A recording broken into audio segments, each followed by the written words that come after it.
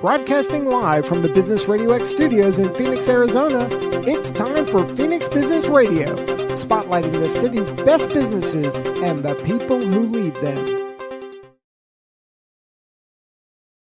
Hello and welcome to Phoenix Business Radio, broadcasting live from the Max 6 Entrepreneurial Center right here in Tempe, Arizona, where we help build businesses and connect you with the right people. And I love LinkedIn for that very reason. I believe, if I'm not mistaken, although I know that there's somebody at Arizona Technology Council that we have to thank for today's conversation, also LinkedIn. Today, we are fortunate to spend some time with Blackstar Orbital co-founder and CEO, Christopher Janet. Welcome to the studio.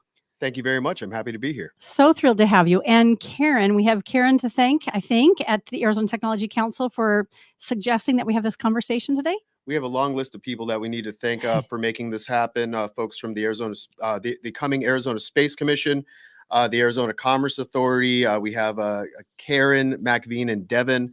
And of course, we have our mutual colleague, Stephen, at the Arizona Technology Council. They've been fantastic advocates for our company ever since we announced last year that we will be moving to Arizona, and we're happy to begin. Excellent. And where are you located right now? We have offices about 15 minutes outside the Kennedy Space Center in Titusville, Florida. However, majority of our operation, what we're getting spun up right now, is down in Sierra Vista out at the airport. So good. And when can we expect you to be in Arizona functioning and rolling from that perspective? Well, you'll be really happy to hear this. We're ready now. Our CTO was recently relocated down to Sierra Vista, and we're in the process of interviewing our first set of staff members. We'll be at full capacity for that location. We're looking at about 50 staff by 2026. So good. And why Sierra Vista? Well, Sierra Vista is, I guess you can say, is the triangulation of three specific things, the three Ps we call it: people, proximity, and potential. The people there, well, you got the fort, so you have your signals intelligence professionals, your cybersecurity professionals. Fort Huachuca itself, their monikers from swords to satellites. So with Blackstar Orbital, as we'll learn today, we have a little bit of both. Proximity, they have a range that extends from basically 29 Palms in California all the way to New Mexico. So as far as being able to do flight tests that are not overpopulated areas for a small space plane, we have that ability. And potential, we believe that the potential for the state of Arizona is critical for the future of aerospace and defense in this country. As we're seeing orbits becoming highly contested and hotly congested, what that means is there's more people up there. There's more people in the forms of companies, national entities such as the Chinese and the Russians with their systems. And ultimately, we see that Arizona can be the thriving hub for this next generation of space companies. We could end the conversation there. We won't, but we could. That is exactly what Steve Zalster and I continue to have a conversation with all the guests we've had on, when we specifically talk about what a hotbed Arizona is and for all the reasons why it makes sense to be here. So thank you for accentuating that. That's perfect. So cheers. Yeah, let's back up the train. I would like to first hear, who is Blackstar Orbital? And then I want to hear about your background. Absolutely. Blackstar Orbital, who are we? We are redefining what a satellite can do by redefining what a satellite is. Now, how exactly do we plan on doing that? We're developing reusable spacecraft which launch and operate like a traditional satellite payload on your normal rocket, whether it's Jim Cantrell's Daytona rocket or Elon Musk's Falcon 9. And then it lands like a space plane. And the interesting thing about that is these space planes are less than 1,000 kilograms, which means we could probably fit one on this table in front of you right now. This translates into having more vehicles that can fly up there. And ultimately, when the mission is complete, it can return home. Now, the question is, why a reusable satellite? Well, not a whole lot of people know this. 20% of satellites, when they arrive in space, according to a 2016 study, were dead on arrival. Typically, that can be in the form of them having valves that don't work. I'm sure we've all heard, if we're watching Space News or Starliner, oftentimes a valve can go bad very easily. And I could spend an entire radio interview just talking about rocket fuels and their interaction with humid air inside a fuel tank, but we're not going to go there. Blackstar Orbital is there to really meet those market needs, which have been a growing presence in the industry for the past several years. This is a product that is not seeking the customer. In many ways, the customers have sought us out and sought out this particular product because of the fact that when this mission is done, propellant is, for example, 5 years. That's 5 years on orbit. A satellite runs out of propellant. That's essentially a ballistic piece of space trash. We're avoiding that entirely by bringing these back home when the mission is complete to be remodified or refurbished to fly again. Wow. As I was reading and preparing for today's conversation, I was blown away with the opportunity, what's happening, the longevity for what you're doing, and then also very curious about you and your career specifically. And of course, I read a little bit about that as well. But I'd love for you to share with us. Tell us about your background, and then I want to hear, how this makes sense for you right now and why you're the right person. Absolutely. Well, I guess we can start at the beginning. Yeah, I've been a rocket enthusiast and space enthusiast my entire life. I remember my mom, for example, she used to work for ABC News, and she had the press passes for the original space shuttle. I had another parent who served their country in the intelligence community. So I've always been around, innovative people, innovative thinkers. Um, I joined the Air Force in 2006 to serve my country. I was there from 2006 to 2012. During that time, we became very well acquainted with the advantages of technology, specifically in aerospace, which can be used to either win a war, like we did in Iraq, for example, and during the global war on terrorism, as well as for humanitarian purposes in Japan. And we can talk a little bit about my experience in Japan later. But ultimately, technology is a double-edged sword. So after I got out of the military, I started a tech festival with a few colleagues of mine in Los Angeles. We took over LA Center Studios on December 21st, 2012, which, of course, just like today, is an auspicious date. And we had everybody there. We had Academy Award winning artists. For example, we had an individual, Kevin Mack, who won the Oscar for What Dreams May Come. And I got to go over to his house in Santa Monica. And yes, those things are as heavy as they look. We had artists there. We had technologists there. We had folks from the Life Extension Technologies, Aubrey de Grey, who was on the cover of Time magazine for his research. We had other folks from the space world as well. So, long story short, we had a large group of people from all these different branches in the same space. And then there was the AI people, and that was a very interesting one. We had an individual named Ben Gewurtzela there. Ben was the individual who coined the term artificial general intelligence. Now, bear in mind, this was back in 2012 before AI was even really a thing for most people. You had folks from the Go community, the Go clubs in San Jose, who were talking about trying to bring people on board. That was the team members that several years later created AlphaGo. So really, understanding that good technologies are often born out of a confluence, a nexus point of many different places, ultimately led me to get connected with a company called Ripple Aerospace as their chief engineer. We were working on ocean launched rockets. So they were the ones who actually paid me to move down to Florida. At that time, I got connected with my future co-founder and CTO, Kit Carson. He was managing his engineering contracting firm for about 17 years, 15 years by that point. I think a little further back. It's 2018. We ended up, working on some next generation versions of this ocean launch system. We successfully performed the first open water orientation of a rocket without a launch pad in 34 years. I've never heard of that. A really interesting person that if any of your listeners are interested in the history of rocketry, they should research Bob Truax. Robert Truax was one of the original U.S. Navy guys from our side of Operation Paperclip, who ended up debriefing folks like Wernher von Braun and bringing them into the NASA fold. But it gets better. In the 1950s, he came up with a concept that you can launch a rocket directly out of the ocean. So they modified, I believe they were the Thor missiles. They ended up doing that. Now, there's this really interesting report that he wrote in 1962 detailing a super heavy lift rocket made out of stainless steel. Where have we heard that before? That's exactly what folks like Elon Musk on the Starship program did. So got connected to Ripple. That project ran its course. We successfully completed it. From there, I actually got picked up by SpaceX, since we're on the topic. I worked briefly on the Falcon Heavy program to get Starman up. Also did a few other things involving the pad rebuild of Launch Complex 40. That was a very interesting one because about, I want to say, this time in 2016, they're the ones who had that pad anomaly for Amos 6. So we ended up finishing that. I went over to do the Starman launch. Then I went into a company called United Frontiers, which in many ways was the precursor of Black Star. So after the Ripple project ended, I got connected with my mentor, or one of my mentors, a man named Colonel Terry Virts. Terry Virts is the former International Space Station commander who installed the cupola. If you're familiar with the cupola on the ISS, that was him and his team. He was also a shuttle pilot, flew on the Soyuz, and so he had a significant space flight history. During a conversation about where we should take this ocean launch technology next, he recommended that we investigate hypersonics. From there, we did a whole trade study on a concept called maritime area denial. So, long story short, protecting a patch of ocean from somebody else grabbing it.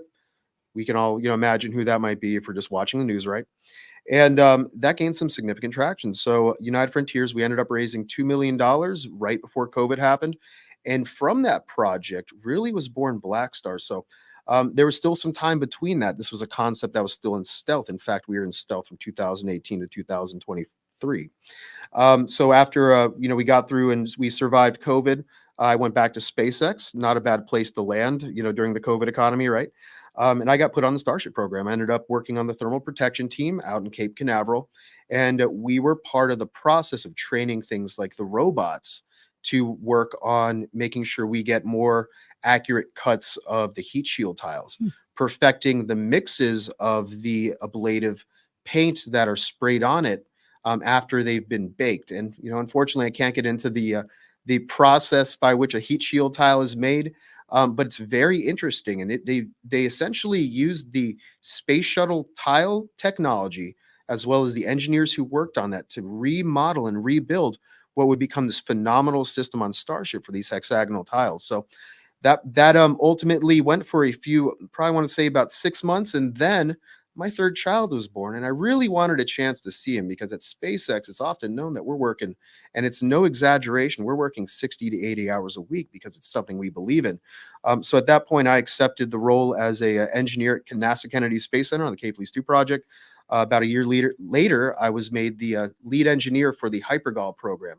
Hypergolic propellants are rocket fuels that detonate or explode on contact. So propellants like hydrazine, nitrogen tetroxide, and all its assorted flavors like Mon 3, Mon 5, etc. So we ended up doing this program there for a number of years. We supported multiple manned space flights from the Crew Dragon to Inspiration 4, also some of the moon landers, Intuitive Machines 1, the Nova Sea lander. Those also used hypergols on board as well. So we did that for about almost 4 years. And then I get a call one day in February, essentially, long story short, that this little project we were doing with Black Star got funded. And yeah, I guess that's my background and how this led up to it. I grew up in Virginia. However, I'm an ASU graduate from the Ira A. Fulton School in Applied Science. And it's just so great to be back in Tempe, for example. This is a great town. There's a fantastic community within both the ASU ecosystem and the U of A ecosystem that heavily supports innovative technologies. And I really believe they love when some of their kind comes back, with these new ideas, interested in working with them. So we're looking forward to breaking some new ground with both universities here in the near future. So good. And you served for the U.S. Air Force. That's right. For how long? 6.5 years. I was stationed in Travis Air Force Base, California, working on the KC-10s for Air Mobility Command, which was really interesting. At the time, my CTO was working and designing the KC-46, which would ultimately replace the KC-10, and that was happening at the same time, unbeknownst to each other. So, we did the program. If you want to see the KC-10s, they're slowly making their way to the AMOG right now, where they will be put on mothball until somebody wants them or until they're, ultimately salvaged for parts, which is a real shame, by the way, like driving between here and Tucson and seeing my old birds, because pretty sure if I went up there, I could recognize a couple of serial numbers. And for any aircraft maintainers from the Air Force listening, you always have the affinity for a couple of your serial numbers. One that I don't think we have any love lost for would be 1950, because that was the one they tried to do a glass cockpit install, and then the contractor lost the funding. So in a mad rush, they just tried to put all the original instruments back in, and it never worked my goodness. never worked quite right. But I think one of those moments also inspired me to be an engineer. That's where I was headed. So thank you for cleaning that up and bringing us to the direct path. So it's at that point in your Air Force time or your career that you're thinking, engineering, is it for me? You hadn't landed there previously. Always wanted to be one. I also realized that I could get a great undergraduate experience from joining the military. So a lot of people, they don't quite know what they want to do, so they'll go to college and they'll kind of figure it out. Maybe get put in the wrong degree program in the process. And I realized that technology is where I wanted to go. So the top 3 that I had was space ops, Intel, and avionics. And luckily I got one of those 3, which was really great. I strongly believe that as an avionics technician, that set me on the course to become a systems engineer. The beautiful thing about systems engineering, and you can quote me on this, systems engineers are the MBAs of the future.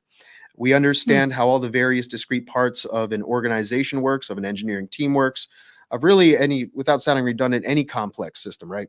So being able to map out those connections and then orchestrate an expected or desired outcome based on your requirements is critical. And I was inspired by a lot of different people, to pursue systems engineering. Probably one of the original ones was a Buckminster Fuller, of all people.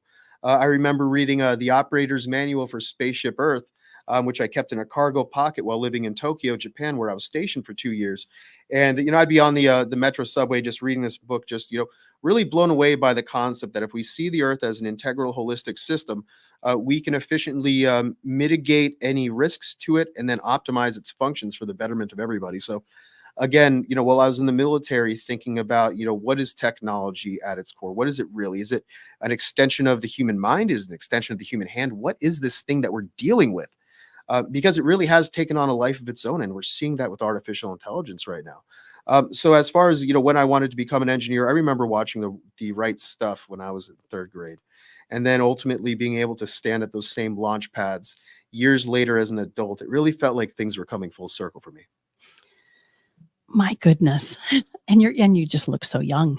And you've covered a Thank you. lot of ground in this time. And 3 38. kids. That's right. How old is the oldest? 14, actually. 14. I got a Yes. 17-year-old at home. Oh, there you go. Yeah, my older two are out of the house and have been and on their own for a while. And my Congrats. son wants to be an engineer. So this is one of those interviews, and it doesn't happen often that it feels fitting to say to my son, you need to listen to the interview, but this will be one of those. So thank you for that, Chris. Cheers. So you also received the Humanitarian Service Medal. That's right. Can you tell us a little bit about it? It's in 2011, Mhm. and it has to do with the earthquake. That does. Hold on. I'm going to need some water Yes. for this one because it's a bit heavy. Stand by. Yeah. So on March 11th, 2011, for those of you who might not know, northern Japan suffered a I believe it was a 9.3 earthquake. I'd have to check, but it was a 9.0 or above. It happened a few miles off the coast of the Tohoku region. Ultimately, 28,000 people lost their lives. I was at the time, we had just completed an exercise, and I had basically some free time, and I had ended up volunteering to give some PT tests in an earlier life. And I'm 38, but when I was like a 25-year-old, spry young lad, they ended up making me a PTL where, I'd stand there and, give time people as they ran tracks. So we did that for a few hours, and then I was done with my day, finished an exercise, finished the PTL stuff, had the rest, going into a long weekend essentially. So I go to lay down to take a nap. About 5 minutes later, everything starts shaking. It was an earthquake. Now, I'm no stranger to earthquakes. I was living in Northern California in 1989 in Gilroy. That was not far from that epicenter. So I immediately, kind of knew what was going on. So we rushed outside, me and a couple of friends of mine. We didn't know how bad it was. It was only like a 6-pointer where we were in Western Tokyo. We're going out there, and then somebody mentions that the airports are getting shut down. Oh, that's weird. Better go upstairs and just, check the feed real quick. And as I'm watching the live camera footage, we're watching the tsunamis sweep over the Japanese coasts. And then they say that Narita Airport and Sendai Airport have shut down. Now, okay, how many commercial jets are flying over the Pacific right now trying to land in Japan from the United States? Or how about from other countries? This is something that can be serious. So I throw back on my uniform, and I knew what was going on, and I run that quarter mile to the 730th AMS, which is not far from us. We had the dorms, so it's only about a quarter mile, less than a half mile down the road. I run there. I turn that corner just as I watched the first commercial plane landing. Mm. And my Sergeant Gatchell happens to be driving a launch truck. A launch truck is just those white box trucks that you see on construction sites. The troops sit in the back, and then we get taken to our jets to perform any sort of maintenance action there might be. And he looks at me, I look at him, and he just says, "Get in," because we knew what was happening. We spent the next, I think, 12 hours catching about 24 commercial jets, something that we'd never really done. We work on military sorties, catching Deltas, KLMs, everybody. Now, there's a problem. We have civilians on board. and they have not gone through customs, and they're on a military base. So all but one of the planes we ended up bringing back up. So we refueled them. Several hours later, they found an alternate, landing site, and they were able to take off, except for one Delta airliner. Americans on board. They were taken to the PAX terminal, and they were taken care of for the night. We got them back out there, and I ended up being in, I think, Stars and Stripes magazine for this one. There's a beautiful picture of me and a colleague standing under the wing of this Delta airliner, and there's this beautiful looming picture of Mount Fuji in the background. Mm. So we ended up getting highlighted for that, but that was just the beginning of what was a 3-month ordeal. Then the nuclear reactors started going, and that's when things took a different turn. At that point, it became not just a cleanup operation, it became a contingency operation. So we ended up being on the team that got the water turbines delivered to the base. Hmm. And me and my colleagues, because it happened on our shift that day, were the ones who loaded up the water turbines to bring to Sendai province to put out the meltdown. And it was just moments like that. I recall, a good friend and colleague of mine, Nicholas Carlo. He was the one who'd stand out there. He'd have to wear a full radiation suit, take a Geiger counter to the jet, and then give me a thumbs up, because then I'd be able to approach a jet. So there was about 4 months of all that happening. And ultimately, again, going back to the recurring theme, technology being a double-edged sword. You have, the most efficient energy producing system that we have at our, available, at our hands right now, nuclear power. And, then you're faced with the radically destructive power when things go wrong. And, in the case of this one, a lot of people in Germany made the mistake, in my opinion, of shutting down their nuclear reactors in response, because ultimately it wasn't the nuclear reactors that were in error. It was human error. It was a failure of proper civil engineering planning. Mm. If you have diesel generators that are air breathing and they're not protected and they're right by the coast, and it is no secret in Japan that it is a seismically active zone, then it's just a matter of time before your beneficial technology becomes a hazardous technology. So I was doing a lot of thinking during that time as that was going on. I was also reading a great book called Abundance by Peter Diamandis. And again, just highlighting how technology can make the future a better place through not just the careful application, but the radically abundant application. Just think economies of scale. A life-saving widget, for example, if you only build one, will be one of the most expensive things in the world. But if you can get that mass produced, you get that out there to a lot more hands, it becomes ubiquitous. Suddenly, not only do you have a beneficial technology, you have a technology that across the board, beyond what maybe the original inventors even thought, can benefit people's lives. So there's a lot of those recurring themes happening. So right after I got out of the Air Force, I think it was a matter of weeks, I was on a plane to Los Angeles doing this conference with a few of my colleagues, and yeah, it just all kind of snowballed from there. From that point forward, I was involved with building technology companies and finding ways to innovate and better people's lives while having fun and doing something cool in the process. That's a lot in a little bit of a period of time to be of service and be a servant leader in that way, right? How would you say that these humanitarian experiences and thinking on your feet like that help you lead Black Orbital? Or are you seeing that there's a connection there? There definitely is. I would say that at that period of my time, being an enlisted member, I was observing a lot of the leadership. I was observing the good leaders and the bad leaders. I mentioned Sergeant Gatchell by name. I can remember him very clearly because he was a good leader. There's other sergeants who I worked for probably much longer periods of time who weren't. And it's difficult to even recall who they were, because there's besides the viable lessons that one can learn, and I could think of them, I'm not going to obviously name their names, but I could think of both the good and the bad. So, being in the military in many ways gives you the full spectrum exposure to that environment, in a live environment. And you're doing this, to kids in their early 20s, which is amazing. The amount of responsibility that we give our average service member who's 19 years old is incredible. And I would say 99.9% of the time, they're meeting or exceeding those expectations. And, that's one benefits, I think, of an all volunteer military, is it does attract people who have that desire to both better themselves and better everybody around them. But as far as leadership is concerned, I learned almost everything from that. Even my commanders, who I keep in touch with, via social media this day. I love asking them questions, even if it's years later, about, what was their experience, what was some of the challenges that they were facing. and this is the challenge I'm facing. What do you think I should do?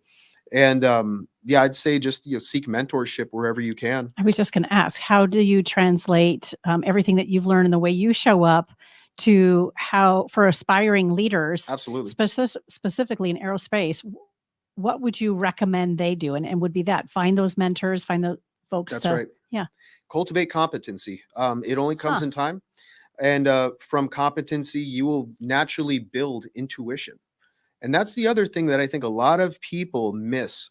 You have emotional intelligence, you have obviously, classic intelligence, learning things, books, extrapolating limited sets of data, and then you have intuition. And that's one that I don't believe we cultivate enough of, because oftentimes, there's thousands of subroutines going on in the human mind that we're not even aware of.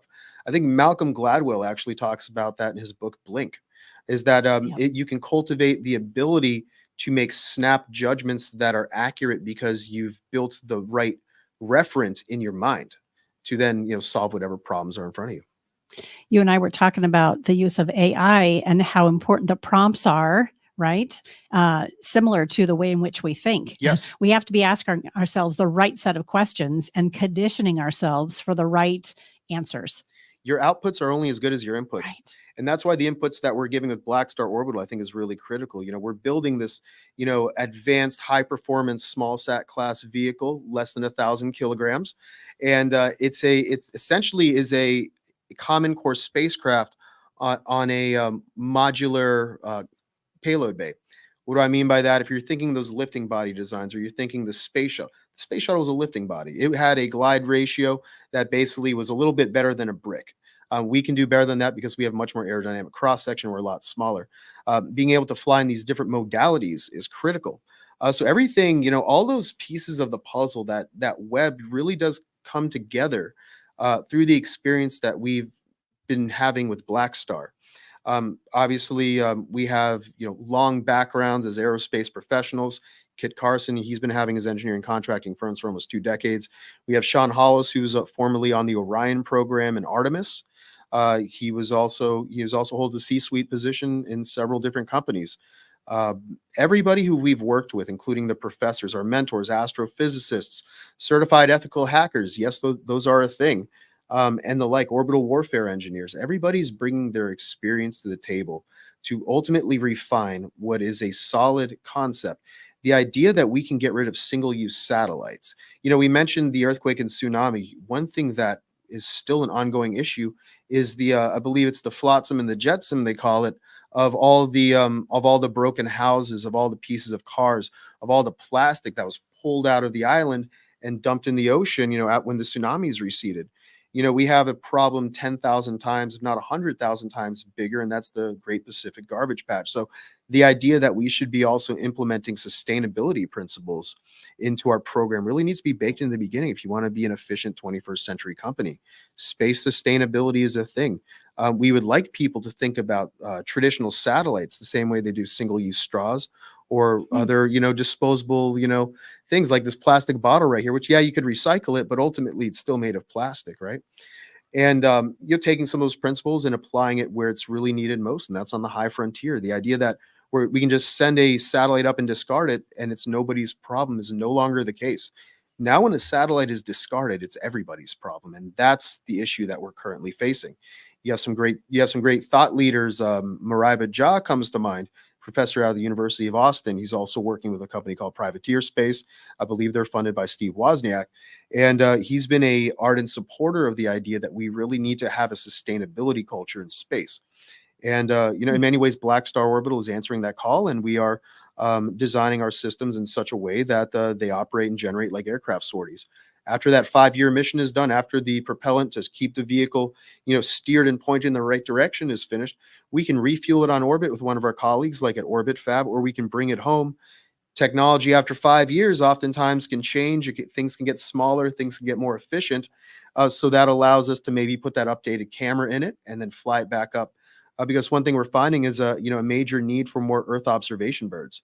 And of course, on the topic of double-edged swords, if you have an Earth observation asset, you also have an intelligence, surveillance, reconnaissance asset.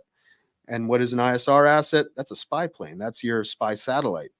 If you can take a picture with high resolution, you can identify the next mineral vein for, a platinum company that's looking for platinums or rare earth minerals, or you can identify that enemy missile battery behind, the lines somewhere in, out in Eastern Europe, for example. So really, it's you're trying to have this dual use platform. We love the idea that we're really designing a platform and not a product, insofar as it's up to the customers to determine what exactly goes on it. Oh, goodness. You'd think that I'd shut off my phone before our interview. That's okay. We'll fix it in post. We're My- good to go. I was worried it was me. Don't worry. No, we both looked at each other. My apologies. Yeah, wow. That's unusual for me to have done that. It's okay. It's just my NSA handler. I- Just checking on me. Don't worry right, about it. Exactly. I really did think that I shut that off. Okay, so we will clean that up. I have so many questions.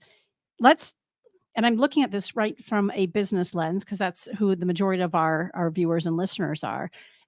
People always love to hear, like, what are some of the challenges and some of the unique issues that you came up against, or still maybe are encountering, as you're developing reusable spacecraft Absolutely. and hypersonic vehicle. I mean, there's got to be a boatload of things that you can help us understand what it's like to be on the forefront of all this. Well, I think everybody's heard the phrase "space is hard." Space is also a capital intensive process. What do you mean by space is hard? I don't know that phrase. Oh yeah, it's so if you've ever seen a lot of these launch companies, they oftentimes have to blow up the rockets a few times before they actually get to orbit. Excuse me. And I find that, or that we found that the phrase "space is hard" really kind of boils down how intense and how difficult it is to do aerospace engineering, especially when you have to combine it to the business aspect. Because take a company like Astrospace, they in 2021, they raised a SPAC, had $1 billion in pocket, and then they had 5 anomalies on their launches. So what happens when you're having trouble paying for number 6? Mm. Even when you had the capital at hand, you still have to deal with the engineering, you have to manage your talent, and you have to ultimately fly something. So, space is hard, and space is also very capital intensive. So when it comes to Black Star right now, outside of raising funding, and we are funded, we have a fantastic partner with CT Holdings Incorporated. We're currently speaking to several other VCs right now. A majority of our funding is also coming from these small business innovation research grants, partnerships with the U.S. Department of Defense, namely the Space Force, to pay and to subsidize some of the research involved. And, it's a small amount of money, but once you go down that path, I mean, there's a company called Inversion Space right now. They just won, I believe, a $60 million StratFi, which is a strategic funding increase for essentially what is a small returnable space capsule. So just how we're doing small returnable space planes, the few companies that started a couple of years before we did, we're looking at reusable commercial space capsules. And those have advantages and limitations. Great advantage: modular cargo. You can bring things, down from the commercial space stations that are being built. Disadvantage: you have to recover it. It can't come to you. So Black Star, we like to boast that we can land at any one of the 14,000 runways worldwide, longer than 5,000 feet, contingent on them having a landing license. And we can talk about Sierra Vista's airport in a little bit.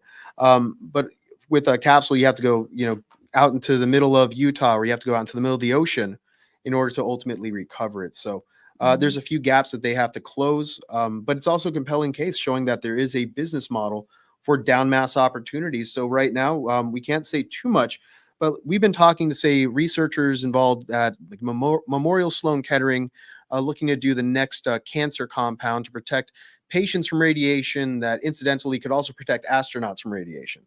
So, oftentimes, for example, with cancer, the cure can be almost as dangerous as the disease itself. We'd love to find a way to bridge and close those gaps between, the pressing issues we face on Earth and, the pressing issues we're faced in space. Because ultimately, if you can solve for one, you might be able to solve for the other. And we've seen that also, I mean, exemplified by what's out in Arizona, the Biosphere Project. A lot of people, have their own opinions of Biosphere too. At the end of the day, it got everybody thinking about how Earth is an integrated, holistic system so we can better understand how to manage and mitigate it. The idea that these different biomes are connected, I think for a lot of people was a foreign concept until they showed how they all interact in the same integral space. And, those guys went on to do Paragon Space, the life support systems company down in Tucson. I believe 2 of their original co-founders went off to do Space Perspective and Worldview.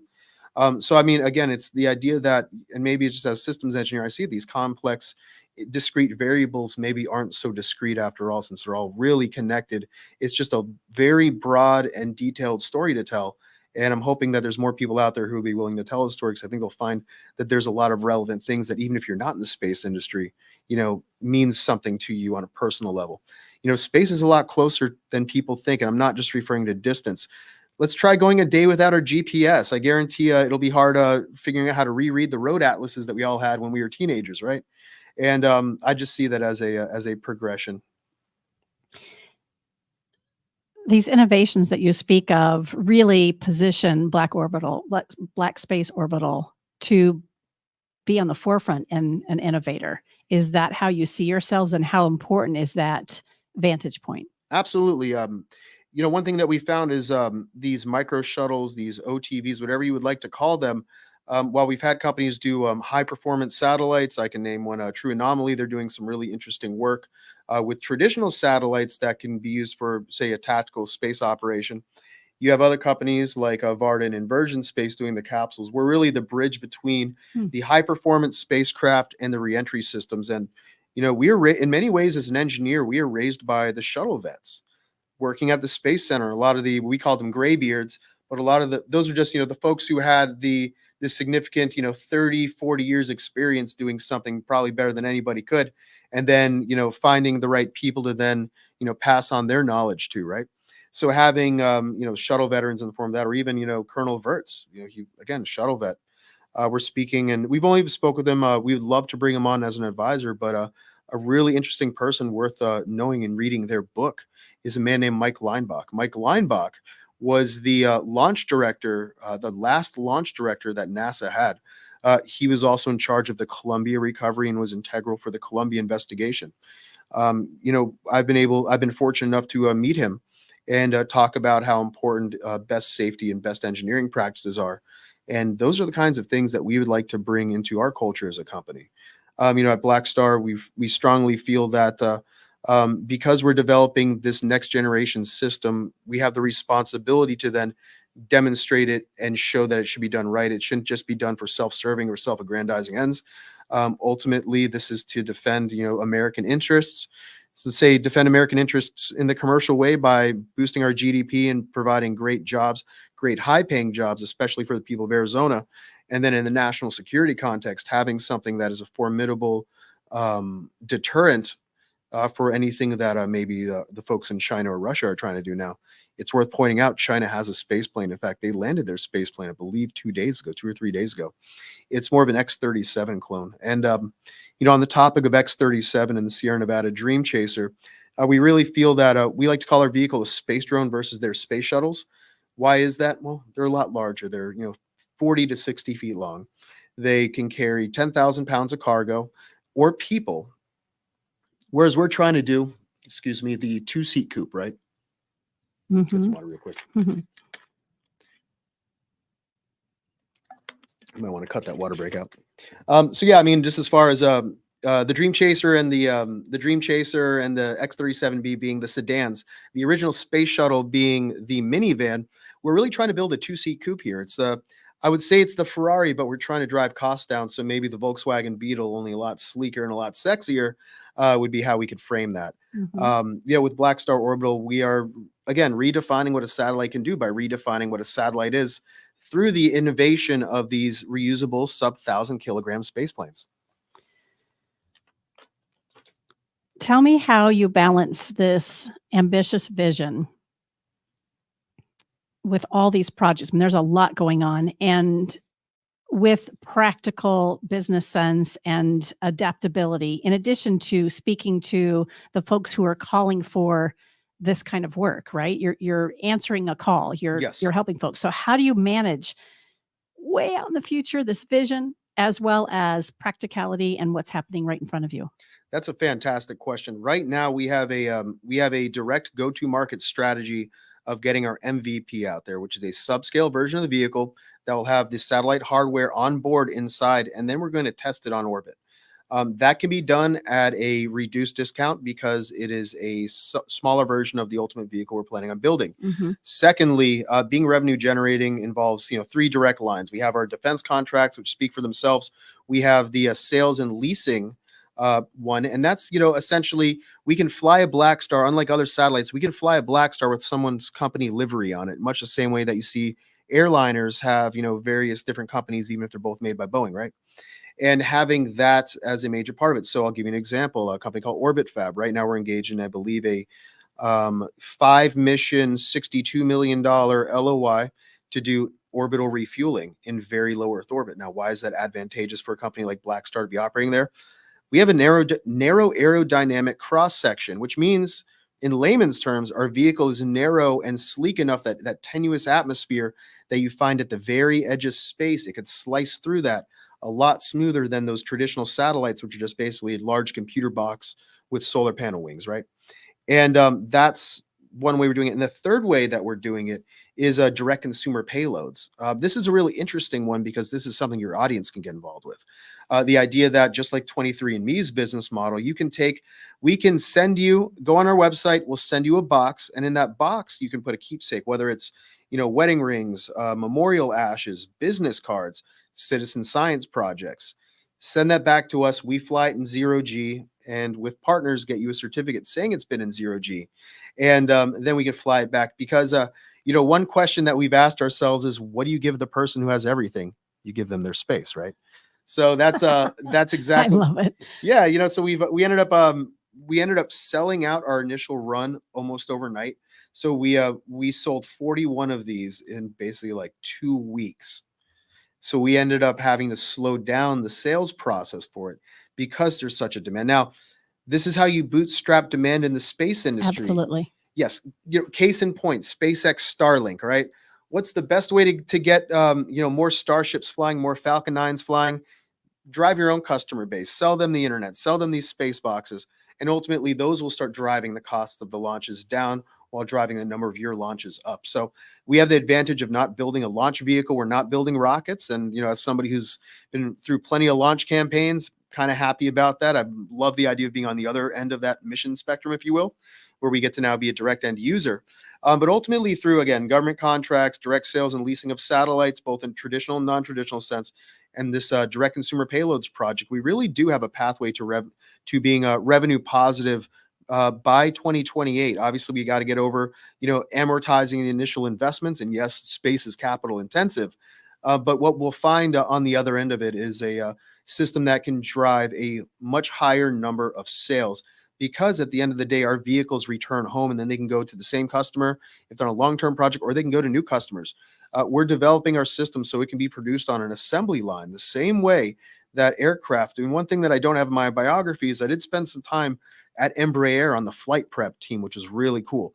On the flight prep team, after it's gone through the entire manufacturing process through the facility, it goes into this clean room where we come in and actually configure the vehicles for its first flight. Everything from peeling off the plastic on the little LCD screens for the flight computers to making sure that the trim and everything is working out correctly. And then the pilot flies it for the first time, the test pilot. We gave them the debrief, made the adjustments, and then that went out to get painted before it got sent to the customer. So that's the other thing that we're really bringing to this history. I don't really talk. That was a brief time between SpaceX and United Frontiers. But yeah, at that time at Embraer, I was paying very close attention to how these aircraft manufacturing lines actually operate. And they take a lot of people. That's why we're going to be scaling up, and we'd ideally like to do this in Tucson, a facility by the end of the decade that has at least 300 employees there. Where we can start supporting these constellation missions, just like, for example, Starlink. That's a constellation. They need to send up thousands of satellites. Mm-hmm. Well, those thousands of satellites, after they're out of fuel, become thousands of ballistic projectiles that you then have to wait to naturally decay and deorbit into the atmosphere. Now, low Earth orbit, that's not a problem. Most of them will be gone in 25 to 50 years. But once you get to medium Earth orbit, it's hundreds of years. High Earth orbit, it's thousands of years. Let's bring the satellites back down to be refurbished or recycled. There's also companies that are looking at doing in-space recycling. We could grapple those satellites and deliver it directly to them as well. And we have partnerships for that with Cal Morris Incorporated. Cal Morris they're a company that's focusing on space debris, and they've invented this really interesting end effector that essentially is like a hand that can grapple an object, and then it can get reeled back into then be towed elsewhere. So it's about being, again, the platform for this triangulation, if you will, of innovative technologies in a way that when they work together can do some amazing things that nobody's seen before. And it's done in a practical, realistic sense. That's why we're very much focused on developing our MVP down in Sierra Vista in coordination with a few of the universities who have some specialized tech talent. You know, from there, I mean, that's where you have your flight, your Raytheon computers and your sensors from Honeywell, Mhm. and being able to get those subject matter experts who can help us integrate that properly.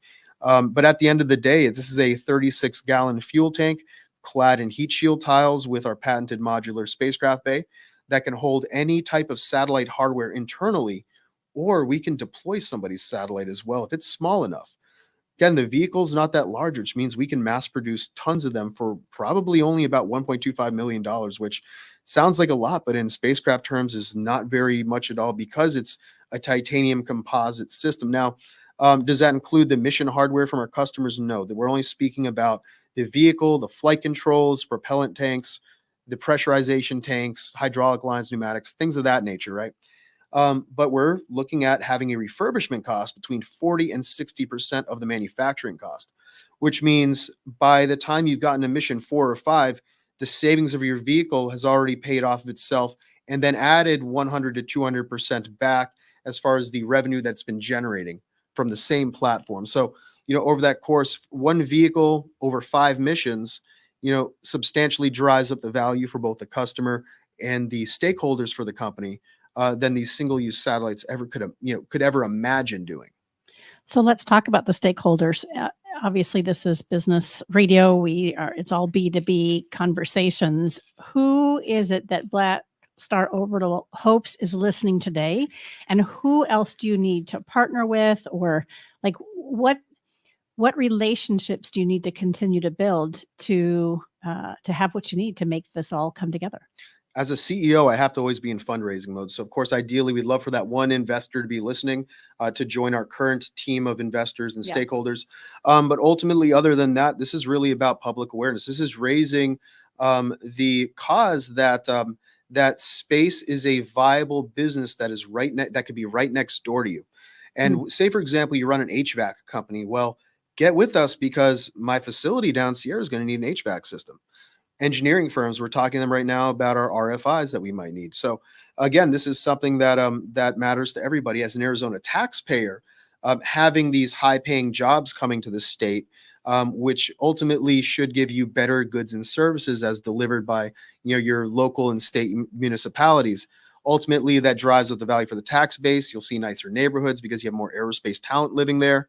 It's really, again, it's those second and third order effects of having a stronger aerospace ecosystem. And to Brett Meekum's credit, who works as a consultant, he has a lot of people within his clientele listing in the State House. He was instrumental to getting HB 2254 passed. This was the implementation of the Arizona Space Commission, which I think goes live tomorrow, September 14th. Pass legislation, what it does, it establishes a commission for the state, for space industries at the state level, providing inputs to lawmakers as to where they should be placing the regulations, where should they be placing those carrots, where should they be placing those sticks, how do we get more innovative early stage companies in Arizona, how do we poach companies that may be established out of state, for example, like Black Star being established in Florida, how do we bring those companies like Black Star to the state of Arizona? As we know, there's a lot of space companies in West LA. We have some advantages here in Arizona that can, support this business community while driving a better value for them as well. So again, I'd say that if you are a resident and tax-paying citizen in Arizona, we'd love for you guys to understand that companies like Black Star Orbital exist, and we exist in this state because of the partnerships that were established between groups like the Arizona Commerce Authority, the Senate President, the Governor's Office, the AZ Tech Council. That's another critical one. I recently moderated a panel at an AZ Tech Council event. I believe it was the AADM conference. in Tucson, and that was really interesting. Jim Cantrell was on that panel, who we ended up. He's our launch provider, and tell you, if you want somebody who understands launch, go to the guy who taught Elon about rocket engineering, because he's the guy who you'd probably want launching your satellite too, right? So Jim Cantrell, who's a phenomenal human being and a good man too. You have the folks Gan-hee Lee from Catalyst Space up in Flagstaff. We had Karen McVeen from the Arizona Commerce Authority on that panel. We had two folks from Honeywell and Raytheon, and yes, we did put them right next to each other. No, there was no sparks that flew. We had them on this panel that I moderated. We got some great questions and engagement, but it's things like that as well. It's the confluence of those state groups. It's those private business community organizations, and it's ultimately the companies that make it all happen. America was built on small businesses. There's no mistake about that. Even your Ford, DuPont, General Electric all started as small companies that just found that innovative niche at the right time. Because again, timing, well, not again, it's worth pointing out, timing is everything when it comes to these new technologies. Maybe I'll give you an example. I think it was Raymond Kurzweil who stated that when you're developing a new technology, don't develop for your audience of today. Develop for your audience 3 to 5 years from now. So it's almost like if you're a marksman, or if you've ever done target shooting of a moving target, you don't just aim right at that target when you're firing, because you'll miss it. You have to lead ahead a little bit in order to make those marks. And those marks in the business context is market traction. So in terms of market traction for Black Star Orbital, we've sent out about $92.9 million in signed LOIs and purchase order conversions. And that's just getting started. We've also received a SBIR grant funding. We have more SBIRs in the works right now, dealing with everything from flight applications to ISR applications, which is really cool. Ultimately, those can convert into those Strat 5s and TAC 5s as strategic funding, those strategic funding raises, right? And those come in the form at the like 50 to 70 to $80 million range, because ultimately that's the government saying we would like that as their program of record. And what's really amazing right now is that this is the best time to be involved in aerospace or defense, because now there's been a break in the wall.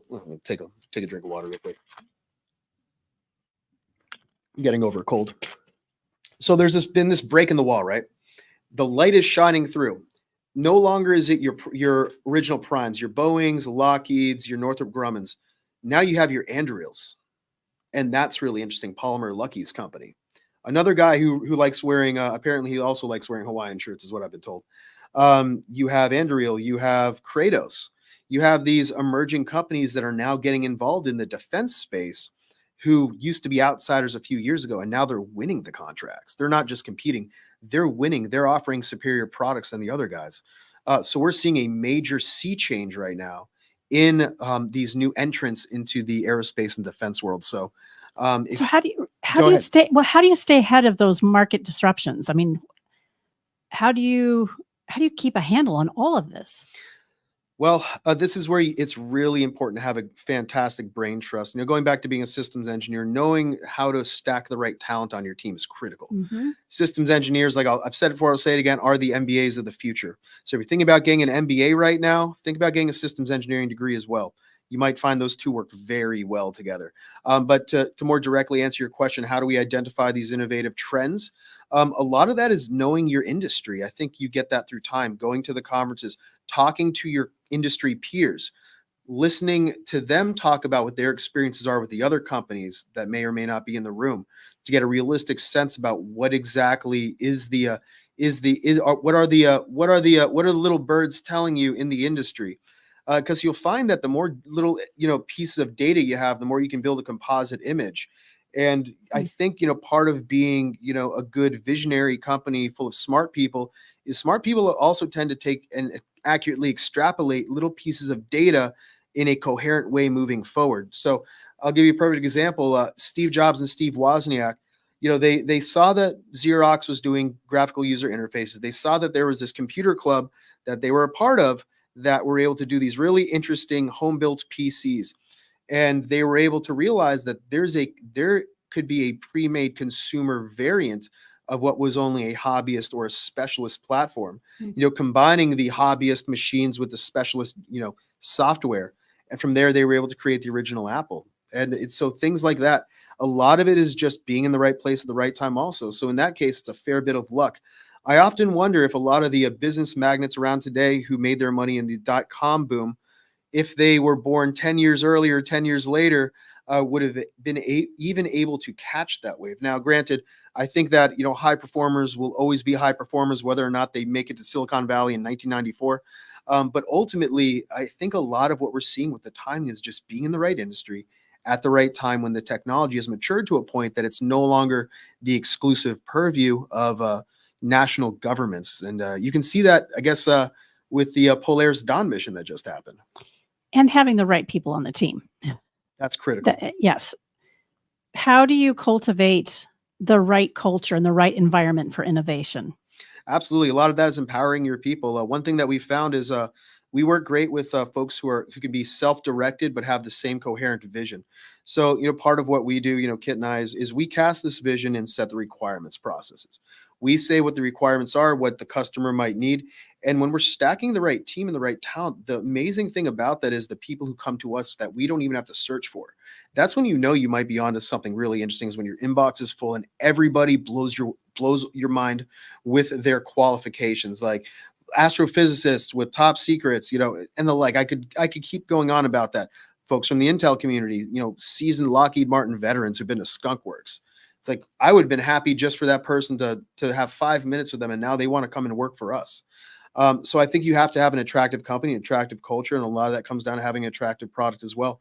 I feel that with Blackstar, we have all those different pieces. I think one of the things on culture, I'm a musician at heart. Before I did technology, I loved playing live music. I did jazz, rock, you name it, a little bit of bluegrass, even had a mandolin. I grew up in Virginia. All my friends became really good professional grade musicians. My brother is a phenomenal musician, plays everything at the expert level. And every one of those guys taught music for like 20 years, right? And so understanding, and this also goes for if you're playing team sports too, the same analogy works. If you've ever been in team sports or you've played in a band, that's a critical part to knowing how to have a coherent team that's working together with the same creative vision towards that end. So I think a lot of times you find that there's that needs to be, or people think you need a top-down approach to innovation. I find that we've had amazing work in the collaborative setting. For example, when Kit Carson we first flew him out to Florida back when we were doing, Ripple and United Frontiers. Over the course of a weekend in my apartment right outside Kennedy Space Center, we came up with 5 patents. And a couple of years later, we're finally starting to file those patents. We're starting to actually get them awarded. So, I mean, a lot of those things, you got to have the right team members, but also a little bit of, again, is luck. Yeah. What happened if Steve Jobs never met Steve Wozniak? It's how would the whole history of that company change? Probably would have still been an Apple. They probably would have still done the same things, but it wouldn't have Woz's special touch probably, right? It would have been probably, a little bit more or a little less, sophisticated maybe. And I can't remember the saying about luck, but preparation meets opportunity. That's what luck is, right? So That's you've got to position yourself for it. We're just about out of time for our conversation today. And my mind is racing. I'm so thrilled to have you with us today. Let's do a little forecasting. What's happening in aerospace industry in the next decade? You're going to see more private companies. A perfect example, Polaris Dawn. They just had the first commercial spacewalk in history. As I was getting ready, I had just finished doing an AI conference in Colorado Springs. So this is about 5 o'clock in the morning in Colorado. I'm getting ready. I, put the news on, I put YouTube news on or whatever, as I'm getting my bags packed, and you see Jared Isaacman, come out of his space capsule, grab the bars, and he's looking out over, Earth. And he said something really interesting. He's like, and I'm going to paraphrase it, acknowledging that we have a lot of work that we still need to do, but from space, Earth looks perfect from up here. And I really liked that. That was like a really kind of like a beautiful statement that he made. Some people were giving him flack for being a billionaire. Well, here I am thinking, I was like, this guy is putting his own skin at risk, paying for this mission. So companies can make the business case that they too can have their staff go up there and support, these large space infrastructure projects. So what's coming down the pipeline? I would say, let's talk about space infrastructure as enabled by SpaceX Starship. You have companies right now that would like to do data centers for AI in space. And we're talking large, 4 kilometer wide solar arrays, for multi-megawatt data centers. So we can have enough compute for artificial intelligence. We're going to see Lunar Gateway become a hub for some of these commercial operators as well. I would expect that within 10 years, with the Artemis program having successfully put somebody on the moon, as soon as you see the commercial LEO stations open up, it's going to be a matter of months, less than a year before these same companies are announcing that they have lunar programs that they'd like to do as well. Hmm. Because it's a lot easier when you don't have to station keep something, when you can have it on the moon. You have ready, available access to resources. There's a fantastic company from a former colleague of mine, Lunar Resources, and they're working on doing things like lunar infrastructure, a lunar oxygen pipeline. So taking the water mined from Shackleton Crater, hitting it with electricity to liberate the hydrogen from the oxygen, taking that oxygen and hydrogen and then pumping it so it can be refueling for the next series of spaceships so they can go further out. So just on the topic of aerospace, we're going to see more robust space development programs, and we'd love Blackstar to help enable that. So much fun listening to you. Thank Do you. you sleep? When I can. Should I ask your wife that question? Does he ever rest? That's a great question to ask her. She'd probably say not enough, and Yeah. I think we know what she would say. I love it. Well, it's been a pleasure to get to know you, Christopher. And again, Same. I'm so grateful for all the folks who had this conversation in mind and made that happen today. You've been listening to Christopher Janet. He is the co-founder and CEO for Blackstar Orbital. How can folks stay in touch with you?